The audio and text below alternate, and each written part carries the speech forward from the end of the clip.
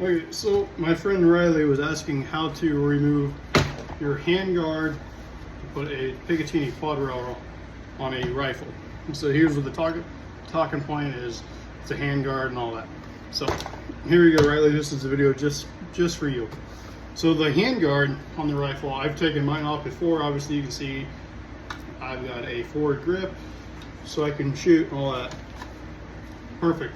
So first thing I like to do is I like to take down my takedown pins in the rear on the lower and the upper. If you don't know, it's just they're right here, and then there's another one right here. Just take it down. All right. Once you get that off, take the lower, set to the side. No big deal. All right. I keep my dust cover closed, because dust covers actually get in the way of this stuff. So there's this pin, or not pin, but it's a pinion ring. It's on the back right here. This is a 20-inch upper, by the way. Riley, you have a 16-inch upper, which means you got a 16-inch barrel. But this is a 20-inch, so this handguard will not fit on this 20-inch. However, but it's the same stuff for you guys with the 16 inches as well. So take it. I like to push it down, is what I like to do, and then take the pinion ring and I like to push it up. Or another thing, as I'm thinking about it, if you have the hand tool, you can use the hand tool to take it on and take it off. I don't use the hand tool. I prefer to do it myself by hand. Yeah, it's a preference of opinion. Some guys do the tool, I don't. Also, on the side, like right here on the side, that kind of where it splits down the middle, you can actually see the crease from the handguard. It splits into 2 units. And it goes back together. So, that being said, let's get into it. So you pull this up. So we're going. It's kind of a pain in the ass sometimes, by the way. Especially 20 inches are way worse than a 16 inch. So, just so you know. But pull this up. Pull it down, whatever you want to call it, I guess.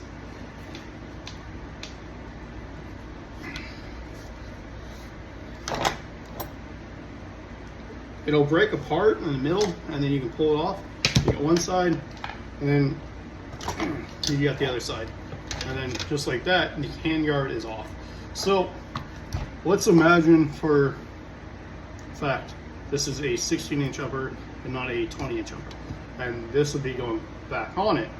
So, fairy tale land. So I like to put the upper part of the handguard back on first, before I do the lower part of it. Just strange, it's backward to some people, but that's what I do. So first, I put the forward part of it up in there, kind of like by the gas tube and all that. I do that part first because it falls into place so much easier, by the way. And then some guys will argue like, no, ain't now. I'm like, okay, calm down, princess, you dork. Then you the pinion ring on the back, you pull it up or down, however you got it positioned. Then once it's on, you slap it. You know, like women, they like a nice little slap on the butt. Guns are the same way. So I got the top part on first. Now we can switch over and we can do the bottom part. So line it up, put it up in there, and then pull down this pinion ring in. I don't know if it's actually called a pinion ring, by the way. That's what I call it though, because I have to work on equipment. So, but same thing, you pull down this pinion ring. Once you pull it down and get it in there, it pops into place, and then you give it a little slap. And guess what? It's hooked up again, together, and back to going. And then once you got that back in there, so when you have your actual quad rail, then you can add your accessories. You can put a forward grip, a vertical grip, something like that nature. Put a light on there. You can put a sling mount on there. IR, or you can put a light. You can put a chainsaw or a dildo on there. I don't know. Whatever it is you're doing. But then when you put the gun back together, so you have a functioning rifle, same thing again.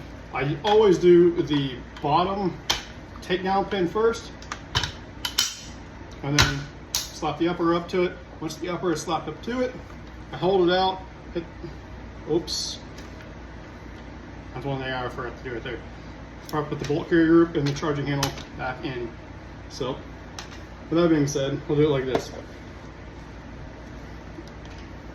So inside there, you can feel in the upper where there's a little notch or the cutout for the charging handle. And then you got your bolt carrier group. You gotta make sure it's extended out. And you put it back in, goes back together.